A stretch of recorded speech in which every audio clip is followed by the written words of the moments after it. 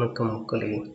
இந்த வீடியோவில் எதை பற்றி டிஸ்கஸ் பண்ண போகிறோம், பிஎஸ்டிஎம் 20% ரிசர்வேஷனால் கவர்மெண்ட் ஸ்கூல் ஸ்டூடெண்ட்ஸ் எப்படி அஃபெக்ட் ஆகிறாங்க அப்படின்றத பற்றி தான் பார்க்க போகிறோம்.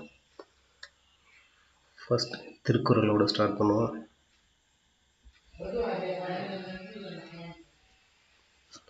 வல்லவை கற்றும் பயமிலரே நல்லவையில் நன்கு சொல்லாதார்.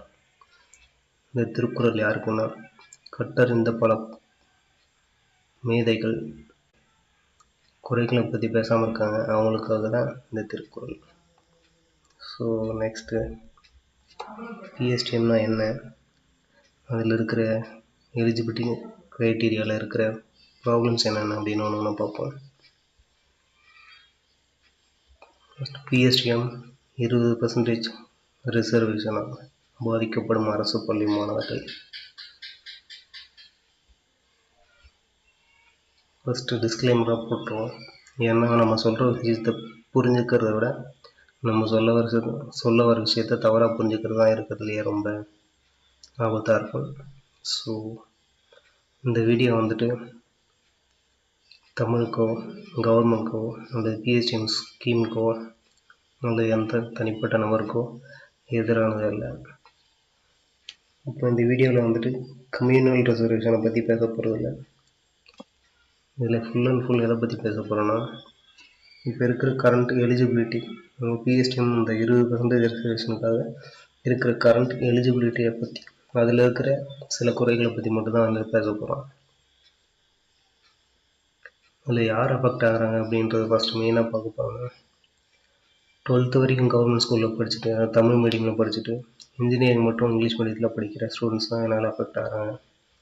அது எப்படி அஃபெக்ட் ஆகிறாங்க அப்படின்றத பற்றி ஒரு டீப் அனாலிசிஸ் தான் வந்து டீட்டெயிலாக கொஞ்சம் பார்ப்போம். ஃபஸ்ட்டு பிஎஸ்டிஎம்னா என்னென்னு பார்ப்போம். பிஎஸ்டிஎம் அப்படின்னு சொல்லி ஷார்ட் ஃபார்ம்னா person studied in Tamil medium, அதோட ஷார்ட் ஃபார்ம்னா பிஎஸ்டிஎம். அதாவது தமிழ் வழியில் கல்வி பயின்றவங்க பிஎஸ்டிஎம் அப்படின்னு சொல்லிட்டு அதுக்கான ரிசர்வேஷன் 20% கொடுக்குறாங்க.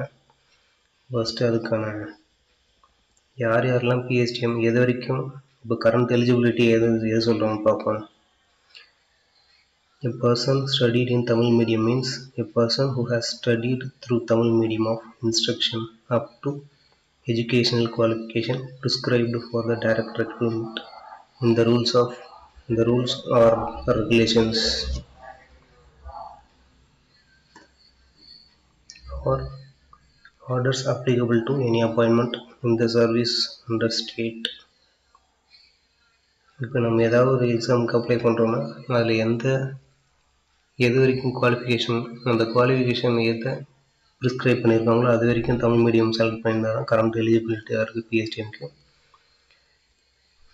அது எக்ஸாம்பிளோடு பார்க்கணுன்னா, இந்த prescribed educational qualification is degree, then the candidate should have studied from the first standard to SLC, higher secondary course and degree through Tamil medium of instruction. அதாவது இப்போ இன்ஜினியரிங் தான் ப்ரிஸ்கிரைப்டு எஜுகேஷன் குவாலிஃபிகேஷனாக ஃபஸ்ட் ஸ்டாண்டர்ட்லேருந்து 10th வரைக்கும், அப்புறம் 12th, அப்புறம் college வரைக்குமே Tamil medium select பண்ணியிருந்தால் மட்டும்தான் இந்த பிஎஸ்டிஎம் ரிசர்வேஷனில் இந்த 20% ரிசர்வேஷனை கிளைம் பண்ண முடியும். இதுதான் கரண்ட் எலிஜிபிலிட்டி. இதில் வந்துட்டு எப்படி கவர்மெண்ட் ஸ்கூல் ஸ்டூடெண்ட்ஸ் வந்து அஃபெக்ட் ஆகிறாங்க, அதாவது 12th வரைக்கும் தமிழ் மீடியம் படிச்சுட்டு இன்ஜினியரிங் மட்டும் இங்கிலீஷ் மீடியத்தில் படித்த ஸ்டூடெண்ட்ஸ் எப்படி அஃபெக்ட் ஆகிறாங்க அப்படின்றத ஒரு எக்ஸாம்பிளோட பார்ப்போம். இப்போ இந்த பிஎஸ்டிஎம் எங்கெங்கெல்லாம் நம்மளுக்கு வந்து அஃபெக்ட் ஆனால் இப்போ கவர்மெண்ட் கண்டக்ட் பண்ணுற எல்லா எக்ஸாம்ஸ்லையும் இந்த ரிசர்வேஷனை ஃபாலோ பண்ணுறாங்க. இப்போ அதில் வந்துட்டு எல்லாமே இந்த கவர்மெண்ட் ஸ்கூல் ஸ்டூடெண்ட்ஸ், அதாவது 12th வரைக்கும் தமிழ் மீடியம் படித்த ஸ்கூல் ஸ்டூடெண்ட்ஸ் வந்து பாதிக்கப்படுறாங்க. இது வந்து டிஎன்பிஎஸ்சி கண்டக்ட் பண்ண ஒரு எக்ஸாமோட நோட்டிஃபிகேஷன் எந்த டேட்டில் வந்தது அப்படின்னு பார்த்தீங்கன்னா 13/10/2023. இது combined engineering service examination, notification number 23/2023.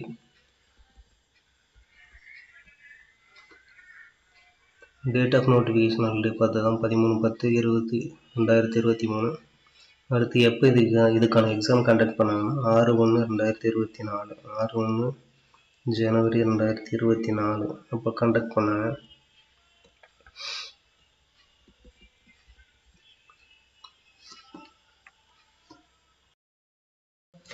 மேலே பார்த்த அந்த நோட்டிஃபிகேஷனோட எக்ஸாம் கண்டக்ட் பண்ணி அதுக்கப்புறம் இன்டர்வியூக்கெலாம் செலக்ட் ஆன மார்க்ஸ், இன்டர்வியூ செலக்ட் ஆன கேண்டிடேட்ஸ் ப்ளஸ் அந்த இன்டர்வியூவில் எவ்வளோ மார்க் எடுத்திருக்காங்க, அதாவது ரிட்டன் எக்ஸாம் மார்க்ஸும் interview exam marks total marks அப்படின்றது இருக்குது.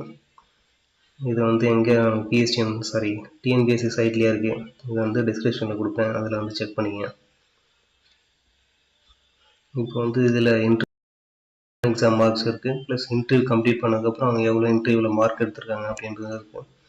இப்போ இன்டர்வியூக்கே போக முடியாமல் எப்படியெல்லாம் இதில் அஃபெக்ட் ஆகிறாங்க இந்த பிஎஸ்டிஎம் 20% ரிசர்வேஷனால் கவர்மெண்ட் ஸ்கூல் ஸ்டூடெண்ட்ஸ் 12th வரைக்கும் படித்த கவர்மெண்ட் ஸ்கூல் ஸ்டூடெண்ட்ஸ் எப்படி அஃபெக்ட் ஆகிறாங்க அப்படின்றத பார்க்கலாம். இப்போ இதில் இங்கே ரிமார்க்ஸ் இருக்கும். அதில் பிஎஸ்டிஎம் கேண்டிடேட்னா பிஎஸ்டிஎம் போட்டு ரிமார்க்கில். ஸோ இப்படி ஃபுல்லாக நீங்கள் செக் பண்ணி பார்த்துக்கலாம். எந்தெந்த கேட்டகரி வைஸ் அந்த பர்சனோட ரிஜிஸ்டர் நம்பர் தான் இங்கே இருக்கும். நீங்கள் இதில் சைட்டில் பார்த்துக்கலாம். பிஎஸ்டிஎம் போட்டிருப்பாங்க. இது நீங்கள் டிஎன்பிஎஸ்சி சைட்லேயே பார்த்துக்கலாம்.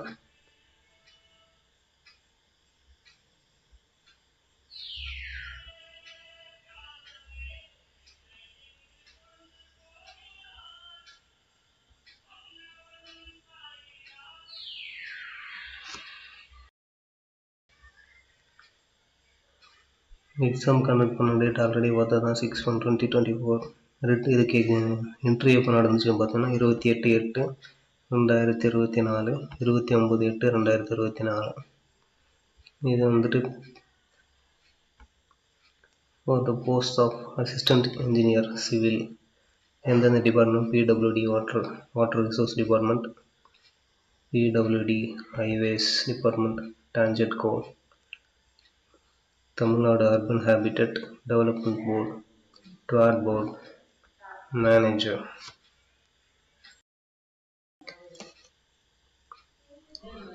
இந்த கண்டென்ட் இல்லாமல் ஒரு சில ஜென்ரல் கொஷின்ஸை பார்த்துருவோம். சாமானியர்களின் கேள்விகள் அப்படின்னு போட்டு போட்டித் தேர்வு கொண்டு வந்ததன் நோக்கம் என்ன அப்படின்றது நிறைய பேர்கிட்ட ஒரு டவுட் இருக்கும். அது கொண்டு வந்தது எதுக்குன்னு பார்த்தீங்கன்னா குவாலிட்டியான கேண்டிடேட்ஸை செலக்ட் பண்ணுறது தான். அதாவது தகுதியான நபர்களை தேர்வு செய்வதற்காக. தகுதியான நபர்கள் யார் அப்படின்னு நம்ம இந்த காம்படிட்டிவ் எக்ஸாமை பொறுத்த வரைக்கும் அப்படின்னு பார்த்தோன்னா அதிக மதிப்பெண்கள் பெறுவாங்க தான். அதாவது மார்க் பேஸ் பண்ணி தான் குவாலிட்டியான கேண்டிடேட்டாக இல்லையா அப்படின்றது. அதாவது அதிக மார்க் எடுத்தவங்க மட்டும் தான் நம்ம செலக்ட் பண்ணுவோம். ஸோ பேஸ் பண்ணி தான். ஸோ தேர்ட் அப்படின்னா அதிக மார்க் ஹை மார்க்ஸ் எடுத்தவங்க மட்டும்தான் வேலைக்கு போகிறாங்களா, அவங்களுக்கு மட்டும் தான் வேலை கிடைக்குதா அப்படின்னா கொஷின் மார்க் தான். அதுக்கு நிறைய ரீசன்ஸ் இருக்குது. அதை மக்கள் அறிந்து கொள்ளட்டும். இதில் நம்ம ஒரு சில விஷயங்கள் மட்டும் டிஸ்கஸ் பண்ணுவோம். அதுக்கப்புறம் நெக்ஸ்ட் இருக்கிற ஒரு சில கொஷின்ஸ். 12th வரைக்கும் தமிழ் மீடியம் அண்ட் டிகிரி மட்டும் இங்கிலீஷ் மீடியம் படித்தவங்களுக்கும் அப் டு டிகிரி வரைக்கும் தமிழ் மீடியம் செலக்ட் பண்ணவங்களுக்கும் பெருசாக டிஃப்ரென்ஸ் இருக்குன்னா எந்த டிஃப்ரென்ஸும் இல்லை.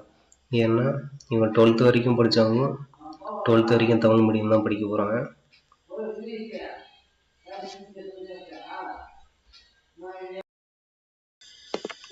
ஸோ பிஎஸ்டி இல்லாத கேண்டிடேட், அதாவது 12th வரைக்கும் தமிழ் மீடியம் படித்தவங்க 12th வரைக்கும் தமிழ்லையும் டிகிரி மட்டும் இங்கிலீஷ்லையும் படிச்சிருப்பாங்க. ஸோ பிஎஸ்டின்னு சொல்கிறவங்க 12th வரைக்கும் தமிழ் மீடியமையும் டிகிரியும் இங்கிலீஷ் ப்ளஸ் தமிழ் ரெண்டையும் கலந்த மாதிரி தான் படிக்கிறாங்க. ஸோ பிஎஸ்டிஎம்னு சொல்கிறது டிகிரி வரைக்கும் படிச்சிருந்தா எலிஜிபிள்ன்றது எந்த விதத்தில் நியாயம்னு தெரில. ஸோ 12th வரைக்கும் இருக்கிறவங்களையும் அந்த 20% ரிசர்வேஷனுக்குள்ளே கொண்டு வரணும். அதில் மார்க் பேஸ் பண்ணி எப்படிலாம் அஃபெக்ட் ஆகிறாங்க அப்படிங்கிறத பார்க்கலாம். இப்போ இது இந்த மேலே பார்த்தோன்னா அந்த மார்க்ஸ் அதுலேருந்து எடுத்த டீட்டெயில்ஸ் தான். ஃபஸ்ட்டு இது கம்யூனிட்டியை பற்றி பேச போகிறதில்ல. ஃபஸ்ட்டு ஒரு கம்யூனிட்டியில் இருக்கிற அந்த கம்யூனிட்டிக்குள்ளே எப்படிலாம் அஃபெக்ட் ஆகிறாங்க அந்த பிஎஸ்டிஎம் ஸ்கீமில் அப்படின்றது தான் பார்க்க போகிறோம்.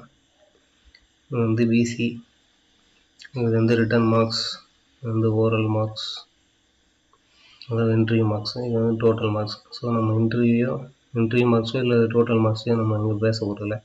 ஒன்லி ரிட்டன் மார்க்ஸ் வச்சு பேசினாலே ஃபுல்லாக டீட்டெயிலாக புரியும். ஸோ இங்கே வந்துட்டு ரிமார்க்ஸில் பிஎஸ்டிஎம்னா பிஎஸ்டிஎம் இல்லைன்னா பிஎஸ்டிஎம்மில் கேண்டிடேட். ஸோ ஒரு கொஷின் பார்த்தீங்கன்னா 1.5 மார்க்ஸ். ஸோ அந்த மார்க்கை வந்து நம்ம இதை டிவைட் பண்ணும்போது நம்பர் ஆஃப் கொஷின்ஸ் கிடைக்குது. ஸோ எவ்வளோ எடுத்துக்கோங்கன்னா 133. இதில் ஹை லோன்னு போட்டிருக்கு. என்னென்னு பார்த்தீங்கன்னா இந்த பிஎஸ்டிஎம் கேண்டிடேட்லேயே எவ்வளோ லோ மார்க் வந்துட்டு செலக்ட் ஆகிருக்காங்க இன்ட்ரிவியூக்கும் ப்ளஸ் இன்டர்வியூ செலக்ட் ஆகிருக்காங்க இந்த பேஸ் பண்ணி தான். ஸோ இதில் வந்துட்டு இந்த மார்க் எடுத்தவங்களும் இன்டர்வியூ செலக்ட் ஆகிருக்காங்க. அது 300 கொஷினுக்கு 133 கொஷின் போட்டவங்க பிஎஸ்டிஎம்மில் இருக்கிற லோ கேண்டிடேட், அதாவது லோ மார்க் லோ கொஷின் போட்டவங்க இதான் லோன் போட்டிருக்கோம். அடுத்து 300 கொஷினுக்கு 185 கொஷின் போட்டவங்க பிஎஸ்டிஎம்மில் இவங்க அதிகபட்சமாக போட்டிருக்காங்க. பிஎஸ்டிஎம் இல்லாத கேண்டிடேட், அதாவது இப்போ 12th வரைக்கும் தமிழ் மீடியம் படித்த ஸ்டூடெண்ட்டாக இருந்தாலும் அல்லது இங்கிலீஷ் மீடியம் ஸ்டூடெண்ட்டாக இருந்தாலும் அவங்க வந்து எவ்வளோ போட்டிருக்கணும்னா லோவாக குறைஞ்சபட்சம் அதில் போகணுன்றது 207 கொஷினாக போட்டிருக்கணும். இது வந்து ஹை, ஃபஸ்ட் ரேங்க் இருக்கணும். இப்போ ஒரு 12th வரைக்கும் தமிழ் மீடியம் படிச்சுட்டு டிகிரி இங்கிலீஷ் மீடியம் படிச்சிருக்காங்கன்னா அவர் வந்து ஃபஸ்ட் ரேங்க் வரணும்னா எவ்வளோ கொஷின் போடணுன்னா 235 போடணும். இல்லை ஃபஸ்ட் ரேங்கில் வேணாம் போஸ்டிங்காவது கிடைக்கணும் அப்படின்றதுக்குள்ளே போகணுன்னா இன்டர்வியூ செலக்ட் ஆகணும் அப்படின்ட்டு பார்த்தோன்னா 207 போட்டிருந்தா தான் அவங்க இன்டர்வியூ அட்டன் பண்ணியிருக்க முடியும். ஆனால் இங்கே பார்த்தீங்கன்னா பிஎஸ்டிஎம்னால் 133 போட்ட கேண்டிடேட்லாம் நம்ம இன்டர்வியூ அட்டன் பண்ணி போஸ்டிங் கிடைக்கிறதுக்கான சான்ஸ் இருக்குது, போஸ்டிங் கிடைச்சிருக்கு. ஸோ இப்போ இங்கே வந்து ஒரு கவர்மெண்ட் ஸ்கூல் ஸ்டூடெண்ட்டாக இருந்தார்னா 207 கொஷின்ஸ் போட்டிருந்தா தான் அவர் வந்துட்டு இன்டர்வியூ அட்டன் பண்ணியிருக்க முடியும். இது டிஃப்ரென்ஸ் எவ்வளோ இருக்குன்னு பார்த்தீங்கன்னா உங்களுக்கே தெரியும். 206 அது கீழே போட்டிருந்தாலே அவங்க வந்து எலிஜிபிள் இல்லை, அவங்களுக்கு வந்து போஸ்டிங்கே கிடைக்காது. ஸோ இதுதான் வந்துட்டு இங்கே இருக்க பெரிய ட்ராபேக்காக இருக்குது. இதுதான் வந்து கவர்மெண்ட் ஸ்டூடெண்ட்ஸ்க்கு வந்து பெருசு அஃபெக்ட் ஆகுது.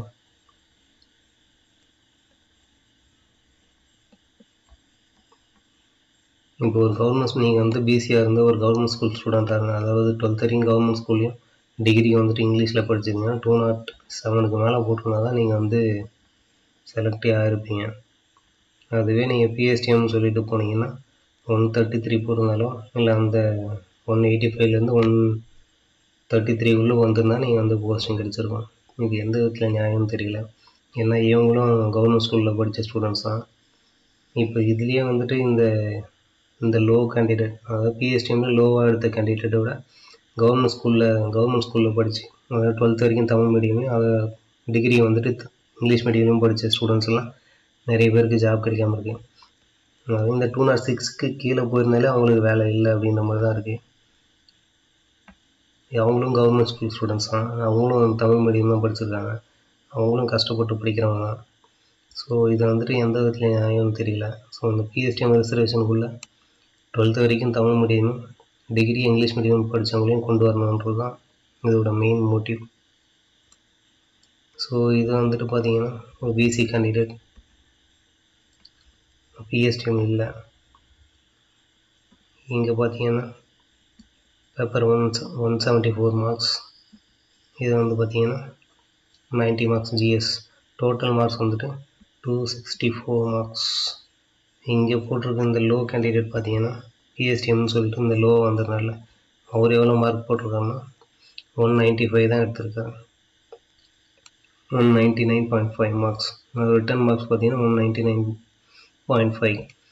இதுவே இங்கே பார்த்தீங்கன்னா 264. கவர்மெண்ட் ஸ்கூல் ஸ்டூடெண்ட் தான், 12th வரைக்கும் தமிழ் மீடியம் படித்தவரான், இங்கிலீஷ் மீடியம், அதாவது டிகிரி மட்டும் இங்கிலீஷ் மீடியம், 12th வரைக்கும் தமிழ் மீடியம் படிச்சுட்டு இங்கே டிகிரி இங்கிலீஷ் மீடியம் படிக்கிறதும் அவ்வளோ ஈஸியான விஷயம் இல்லை. ஸோ நீங்கள் அப்போ கேட்கலாம், நீங்களும் இங்கிலீஷ் மீடியம் பிஎஸ்டிஎம்மை செலக்ட் பண்ண வேண்டியது தானே அப்படின்ட்டு. இது வந்து ஆல்ரெடி கம்ப்ளீட் பண்ண ஸ்டூடெண்ட்ஸ்னால் வந்து இதை வந்து சேஞ்ச் பண்ண முடியாது. ஸோ ஆல்ரெடி கம்ப்ளீட் பண்ண ஸ்டூடெண்ட்ஸ் எல்லாம் இந்த கரண்ட் எலிஜிபிலிட்டினால அஃபெக்ட் ஆகிறாங்க. அது மட்டும் இல்லாமல் இப்போ படிச்சுட்டு இருக்க எல்லாருக்குமே பிஎஸ்டிஎம்மில் சீட் கிடச்சிருமோன்னா எல்லாருக்கும் கிடைக்காது. ஸோ அதுவும் இங்கே பிரச்சனையாக இருக்குது. ஸோ அதனால தான் வந்துட்டு 12th வரைக்கும் இருக்கிற ஸ்டூடெண்ட்ஸை அதில் ஆட் பண்ணணும் அப்படின்றத நம்ம ரெக்வஸ்ட்டாக வைக்கிறோம். இதை வந்து கரெக்டாக புரிஞ்சுப்பீங்கன்னு நினைக்கிறேன்.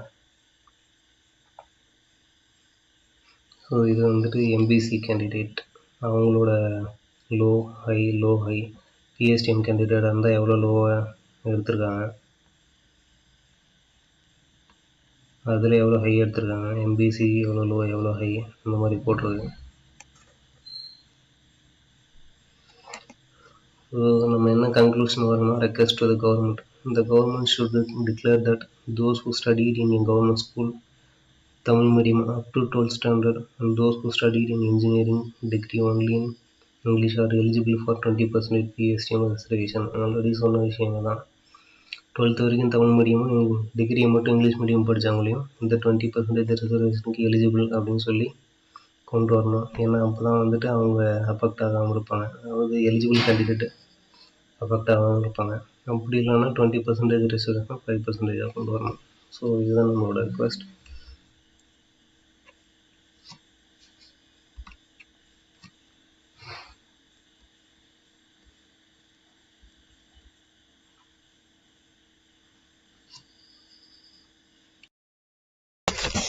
இப்போ சொன்ன விஷயத்தை எல்லாத்தையும் கிராஸ் செக் பண்ணிவிட்டு அதுக்கப்புறம் ஷேர் பண்ணுங்கள், சப்ஸ்கிரைப் பண்ணுங்கள். தேங்க்யூ.